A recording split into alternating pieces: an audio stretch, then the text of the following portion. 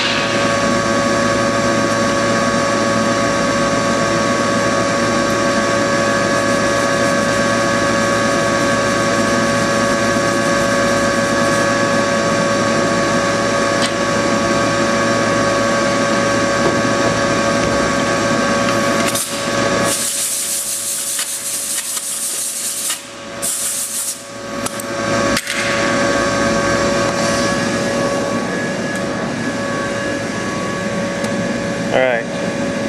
First I DA'd this with 80 grit to get it close. Then I blocked it with 180 on a block.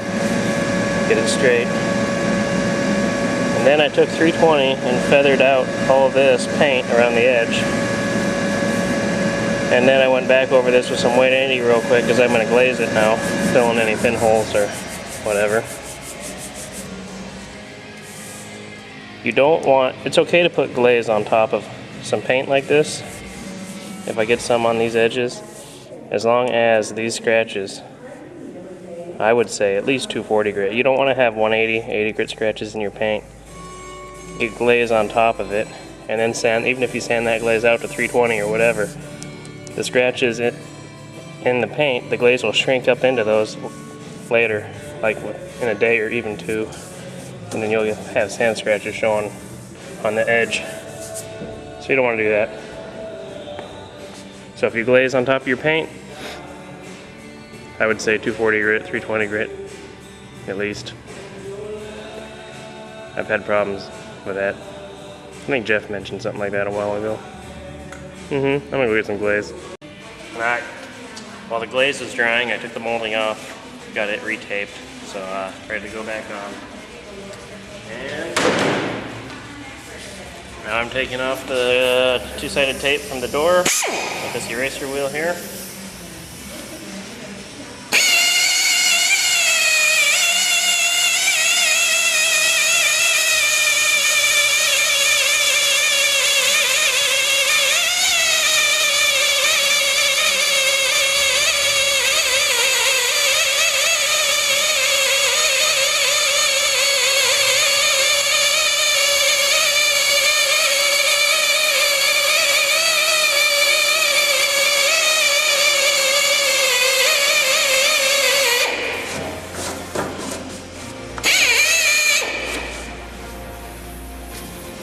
You get the idea?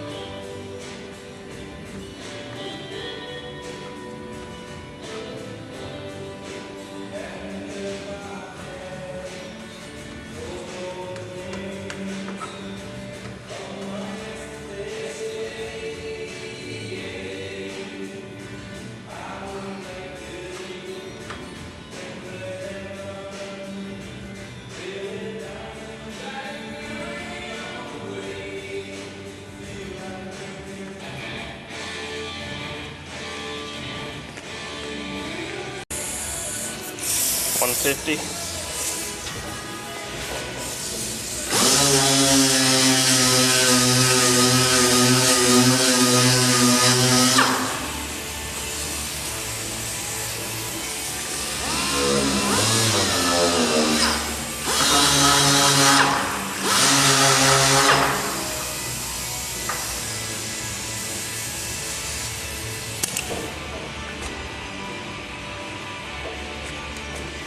$150, $180, whatever it is.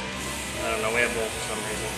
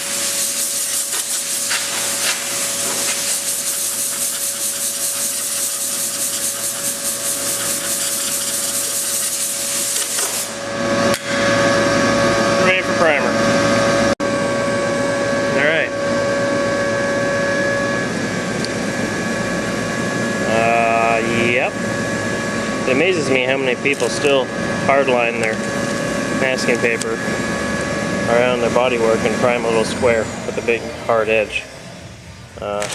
Don't do that. Everybody knows, well, not everybody knows.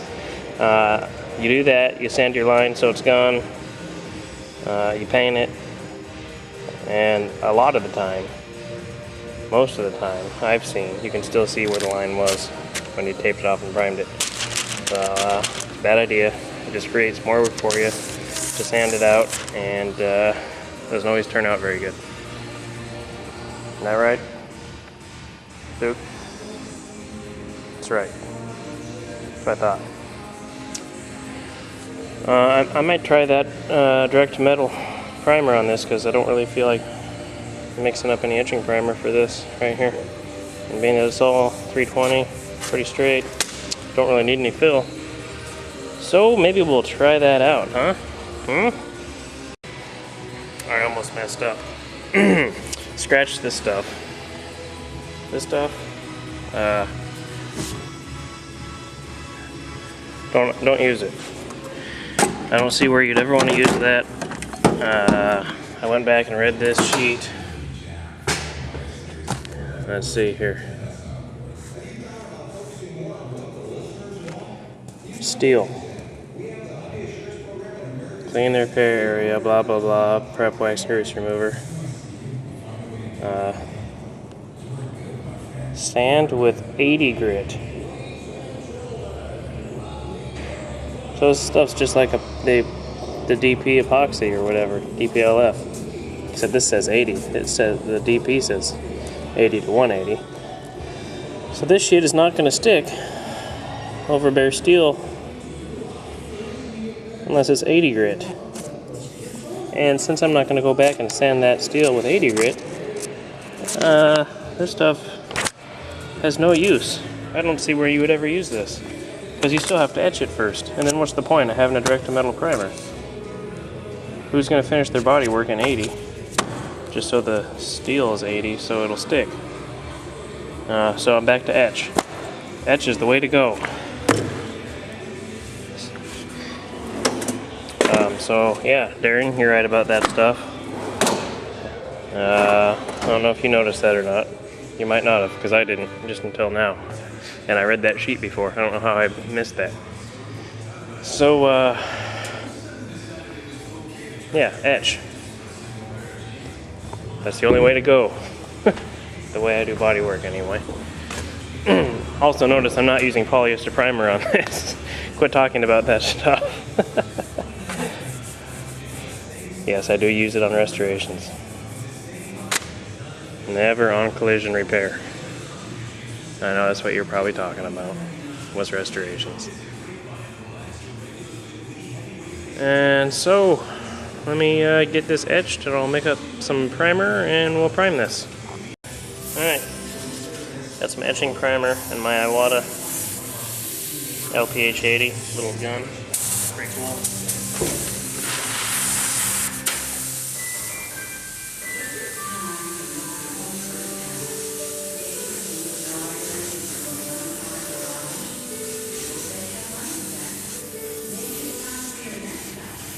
Two coats of this, real light coats, and then we'll go make up some regular primer.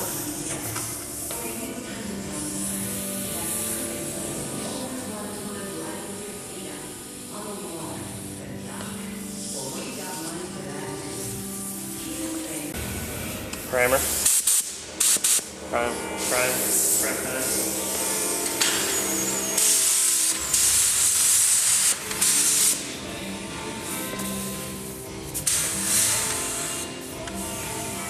Here's the regulator on this primer gun. Custom.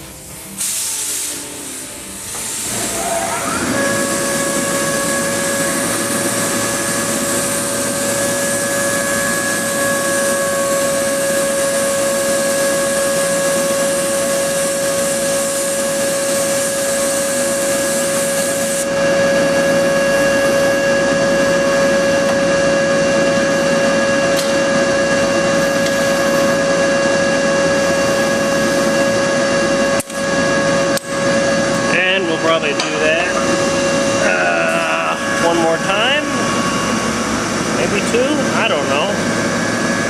And I'll be back later. It's always a fun time when you get to deal with these riveted in door handles that Ford loves. I know GM used some too, like on the Cavaliers and stuff, but yeah, it's pretty stupid. Alright, fender's on. This is lined as good as I can get it. Usually these Kappa certified fenders, you know, they're so good, but usually they fit better than this one. This blind's still a little low here, but yet this one's a little bit high, and this here is a lot high. And it sticks out right here, but I can't move it in anymore because it's already touching here.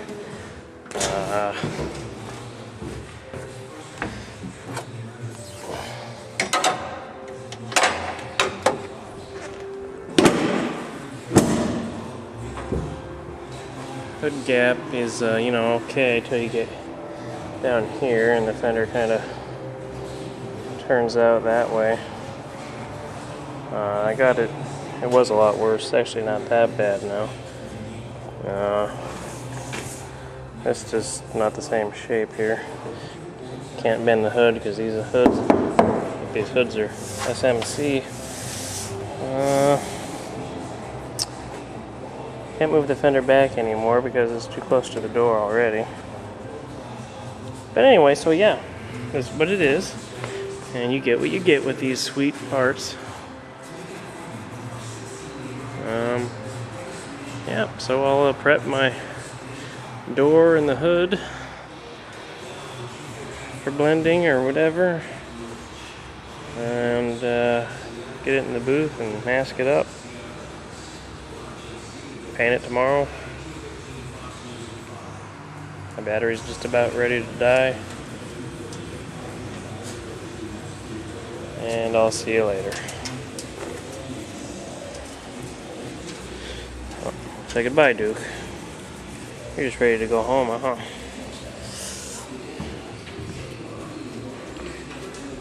Well, I guess I was wrong. The hood's made of metal, so I was able to bend it a little bit. Make it a little better.